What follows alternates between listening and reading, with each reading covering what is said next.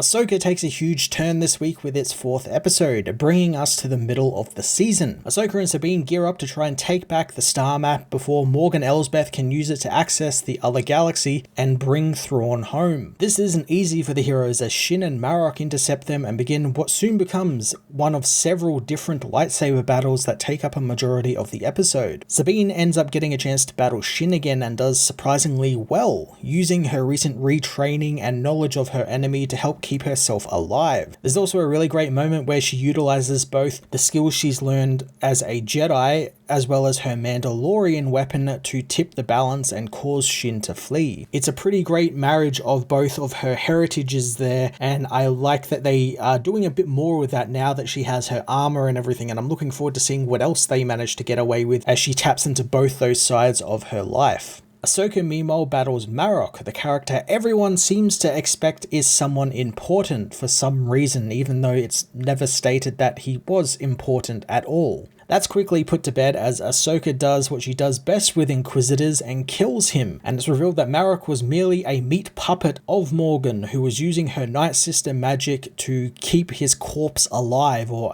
reanimate a corpse of a dead Inquisitor. That's infinitely more interesting and cooler than people wanting him to be Starkiller or Ezra or a clone of Luke for some reason. The late Ray Stevenson's Balon manages to be the MVP of the episode in my opinion. I loved getting to spend a bit more time with him this episode and getting to experience his take on a Jedi who has lost their way, yet still adheres to many Jedi traditions. His battle with Ahsoka was brutally precise, and I enjoyed him adopting this sort of tank style of fighting where he's literally just a giant 6-foot wall with a lightsaber, as it contrasts nicely against Ahsoka's agile, very samurai technique. Not only do we see his fighting skill, but we also see his diplomatic side, another aspect of the Jedi being keepers of the peace, as he is able to successfully talk Sabine down from destroying the star map, even planting seeds in her mind that he can help her reach her full potential as a Jedi and even see Ezra again. Thanks to his probing of her mind as well, we also learned that Sabine's family was killed during the Purge of Mandalore, a sad end to their stories which we saw through Rebels. However, it goes a long way to explain why she's so isolated and wanting to be left alone and on her own when we first meet her in this series. It's a really interesting swerve for Sabine's arc for the series, and I'm looking forward to seeing more of her with Balon and getting to spend a bit more time with her, and I'm intrigued to see if it's going to cause a rift between Balon and Shin, since Balon might see Sabine as like a worthy apprentice to him or like wanting to take her on as another student, and Shin might get a bit jealous of that, since even in this episode we see that she doesn't particularly like Sabine and has a very big grudge against her, so I'm looking forward to seeing all of that dynamic play out on the Eye of Sion. Hera also joins the story in a bit more of a productive way this episode as she takes the Ghost and a squad of X-Wings led by Carson from The Mandalorian to Cetos to confront the Eye of Sion, which completely blows past them with a Holdo maneuver, one that Hera and some of the pilots managed to survive thanks to the giant hole in the middle of the Eye of Sion. The entire hyperspace sequence is just fantastic since it builds tension really well, and the sound department did a great job with that. We hear like the spooling of all these different hyperdrive engines and clicks of doors sealing and panels locking into place, and it just sounds so cool and sounds so different than what we used to when we hear a hyperdrive activate in Star Wars. It sounds more sinister and foreboding. Ahsoka's battle with Balon meanwhile doesn't go well, and she is thrown from the cliffs into the water, and in the final moments of the episode we find that she did survive, and she is being taken to what looks like the world between worlds. And it's here she meets her former master Anakin Skywalker, again played by a slightly de-aged Hayden Christensen. Before people start their very wild theories, I just want to point out that this isn't the literal world between worlds proper. This is in Ahsoka's mind within the Force, and the world between worlds won't be used to do some type of time travel or retcon things you want retconned, like the sequels or certain characters doing certain things. That's not how this place works at all. People think it's a time travel device, and it is not a time travel device at all. I assume thanks to Balon talking about Anakin and seemingly knowing who he is and how Ahsoka and his relationship went and how his life went, understand how Anakin's life went, it spurred something in Ahsoka's mind, and this is her finally confronting those feelings she has about Anakin and what Anakin became. Since Dave Filoni is doing the next episode both writing and directing, I assume it's going to be all about this, and who better to write it than the man who has developed their relationship the most through Clone Wars and through Rebels. As we reach the middle of season 1 of Ahsoka, the story has taken some really cool big strides forward, taking our heroes to their lowest point with some interesting plot developments and swerves and cool character moments, especially from the villain Balon, who continues to get more and more interesting with each episode. I'm going to give this episode a 10 out of 10.